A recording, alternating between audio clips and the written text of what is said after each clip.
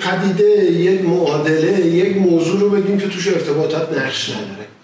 خب همین گستردگی هستش که پیچیده‌ش هم میکنه دیگه. همین گستردگی هستش.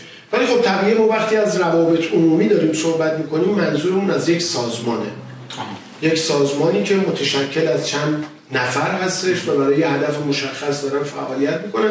خب روابط عمومی خیلی تعریف داره، ولی من به نظرم همچنان تعریف انجمن جهانی روابط عمومی که اون رو یک فرایندی میدونه برای پشتیبانی کردن از کسانی که با سازمان سر و کار دارن.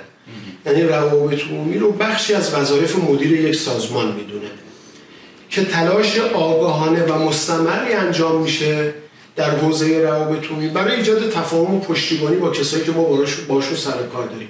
یعنی که یعنی ذی‌نفعان.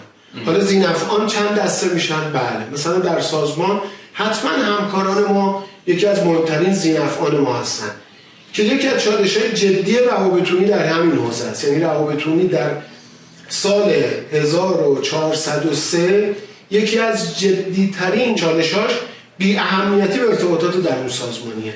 ما به همکاران خودمون کمترین توجه رو داریم.